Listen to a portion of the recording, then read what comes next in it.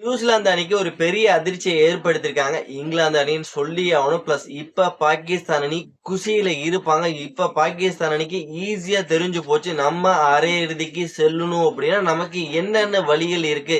எந்த ரன் ரேட்ல ஜெயிக்கணும்? பிளஸ் எவ்வளவு ரன்னுல ஜெயிக்கணும்? பிளஸ் எப்படியெல்லாம் இலங்கையை வீழ்த்தணும் அப்படின்னு இப்ப அவங்க வந்து பக்காவா வந்து பாத்தீங்கன்னா பிளான் போட ஆரம்பிச்சிருப்பாங்க.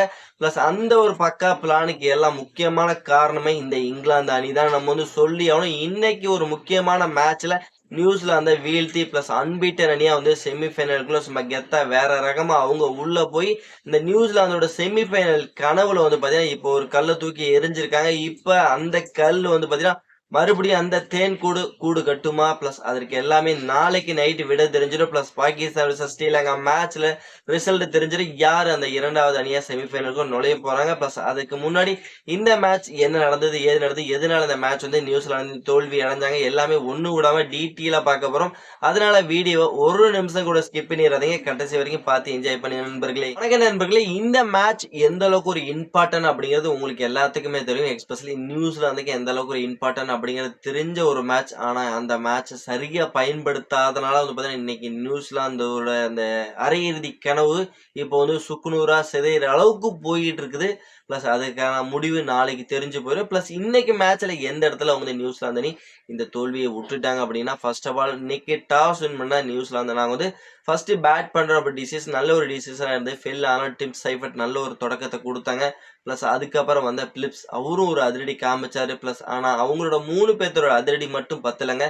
பின் வரிசையில வந்த பேட்டர்கள் அதை சரியா பயன்படுத்தாதனால வந்து பாத்தீங்கன்னா நியூசிலாந்தால இன்னைக்கு வெறும் 159 ரன் மட்டும் தான் அடிக்க முடிஞ்சது 20 ஓவருக்கு. ஓகே, 160 ரன் அடிச்சா அந்த வெற்றி இலக்கோட ஆட ஆரம்பிச்ச இங்கிலாந்து அணிக்கு பாத்தீங்கன்னா ஆரம்பத்திலே 2 அதிர்ச்சிகளை கொடுத்தாங்க நியூசிலாந்து அணி.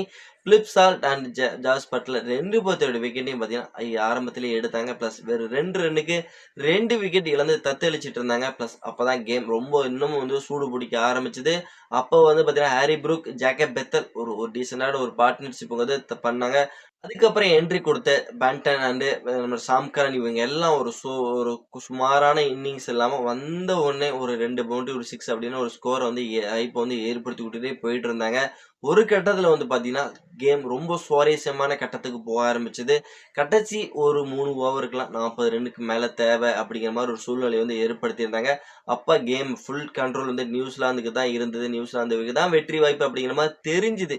ஏன்னா கடைசியில வந்து நான் பேட்டர்ஸ் பெருசா வந்து ரன்ஸ் அடிக்க முடியாது. நல்ல கண்ட்ரோலா பவுல் பண்ணிடுவாங்கன்னு நினைச்சிட்டு இருக்கும்போது, அப்பதான் அகமதுன்னு ஒரு பேட்டர் உள்ள என்ட்ரி கொடுத்தாரு. அப்ப 18வது ஓவர் போட்டது பார்த்தீங்கன்னா, பிலிப்ஸ் தான் 18வது ஓவர் போடுறாரு. பிளஸ் அந்த ஓவர் வந்து பார்த்தீங்கன்னா, 22 ரன் வந்து அடிச்சாங்க இங்கிலாந்து பேட்டர். பிலிப்ஸோட ஓவர போட்டு பிரின்னு பிரிச்சு விட்டாங்க. பிளஸ் அந்த ஓவர் வந்து பார்த்தீங்கன்னா, full and full game changing மூவ்மெண்டா இருந்தது.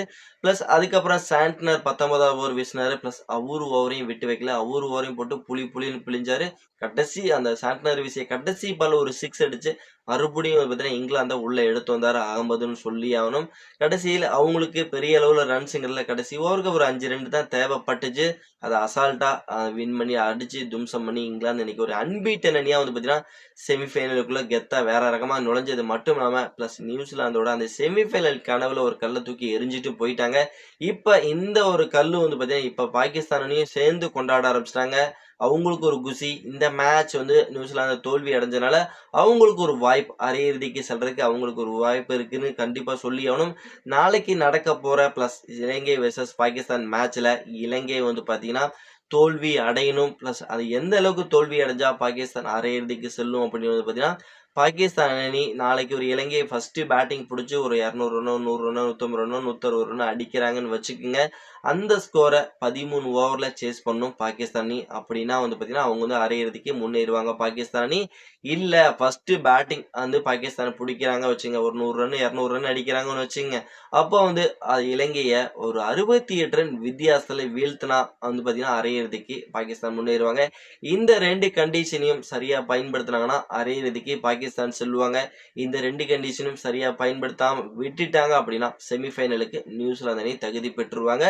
ஓகே, நாளைக்கு மேட்ச்ல என்ன நடக்க போதும், நாளைக்கு யார் ஜெயிப்பா? இலங்கை ஜெயிக்குமா? பாகிஸ்தான் ஜெயிக்குமா?